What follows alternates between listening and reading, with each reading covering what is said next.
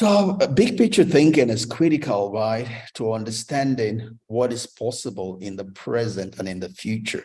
And that's important. I often say, when I started this farming thing, I was out at my house, my home in Houston.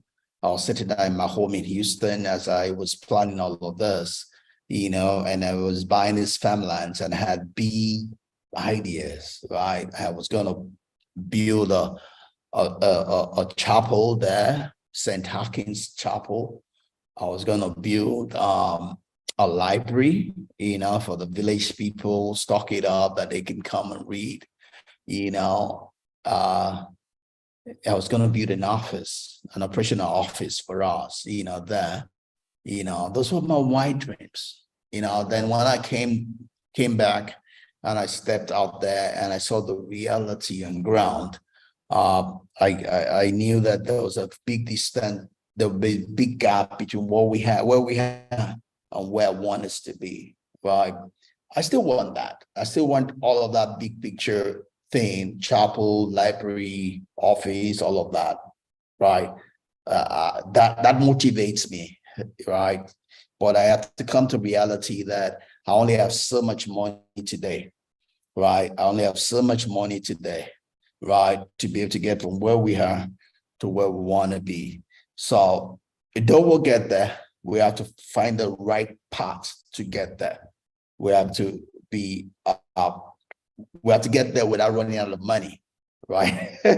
So we have to know what we need to do today, what we can do today, what we can do in the short term to be able to get the long term that we are looking at. So there is a vision here where we have a chapel, all of those beautiful things I used to think about and I still think about, and where we are here today, right? And we're going to map our way from where we are to where we need to be, looking at the realities on ground. That's what we talk about when we do the big picture thinking. See, my farm manager does not have to think about this. All he's concerned about is the everyday job that goes on out there, whether it's watering, it's planting, it's the building, the poultry building we're on, buying sand, cement, producing block. That is his own job. He stays within the tactical part of it, stays within the frame. But I cannot stay there because our business is more than today. It's forever. It's long way into the future. So I need to plan for the future. I pay my farm manager to take care of what's in the frame. I take care of what is outside the frame, which is strategic, right? How we're going to get from where we are today to where we want to be, right? So when you do a big picture thinking, you stay 5 steps ahead, you're planning that. You're planning, you understand, you're planning from what you have, making your present possible so that the future can be possible. You are looking at what it takes and how to get what it takes to make it happen, right? So it gives us the ability to observe, correct, improve things that might otherwise be missed, right? Yeah. For instance, for us, this is going to be our second full year farming, right? And so our first half year, we got some farmers from Cotonou, agreed some price. Last year, we had a full year with them.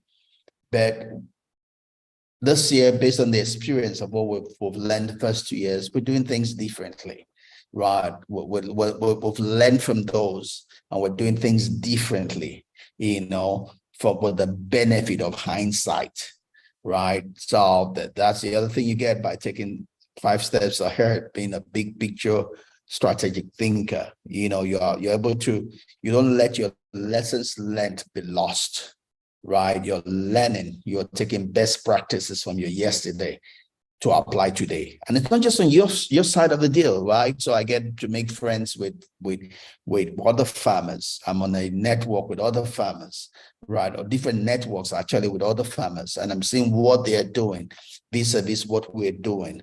Why is it working for them?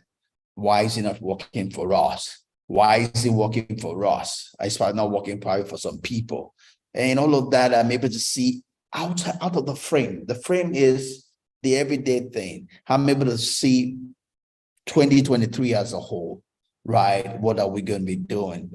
How are we going to come to the end of 2023 that we're better off than we were at the end of 2022, right? I'm looking at that big picture and I'm making decisions. I'm allocating funds, to support those decisions, to make sure that we succeed. We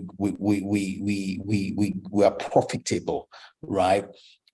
So that's what all part of things that you get to do, as you look at the things from a big picture point of view. You correct, you improve, right? And lastly, it says it's an opportunity to ask yourself, how can I make things better, right? How can I make things better? How can I make things better? For us, we had to wait for several reasons, waiting for our workforce. They didn't come until February. Even now, because we made a late decision for workforce, we're expecting that by the end of January. So there's only so much we can do or not do while waiting for them. But while waiting for them, we've gone ahead to get other people to plant our yam seedlings for us. So we have 1,500 in the ground already, and we even still want to do more of that. But when we get our own workforce that'll come at the end of this month, we'll be able to do a whole lot more than we have done, right? Last year, we did not do any kind of irrigation. Well, I see people that are able to sell all through the year because they have irrigation. Yet we have boreholes. We have 2 boreholes out there. We've invested the money on the boreholes, but we're not using them as we should, right? So we're doing that differently this year. We gotta get a plumber go out this week to install those drip pipe in place, for our irrigation, so that we can farm 24/7 throughout the year, right? We don't have to depend or wait on the rain. We can do things differently, Yeah, and that's where the money is, right? Because not everybody, first of all, can afford irrigation, right? So therefore, we have a competitive advantage being able to afford irrigation, right? So we can control the price of our goods, right? During the rainy season, everybody can plant, everybody can flood the market. We can't control the price, it's demand and supply, but we can control the market in the places where we have competitive advantage, right? So those are the things that come up as you do a big picture thinking. You begin to find and ask yourself, where's my competitive advantage? Where do I need to put more energy so as to be able to make a profit of what I'm doing, right? Great. Still talking about that, and looking at it probably slightly also different, is when you're looking at things from that 40,000 feet level, then you don't get lost, and which is some of the reasons, like I said at the beginning, you have companies that have gone out of existence today, Kodak, Blockbuster, Otto Anderson, because they were just focused on the tactical today. They did not see what the effect of their today will be on their future, right? So, and that's one of the things, again, that you helps you when you're big picture thinking.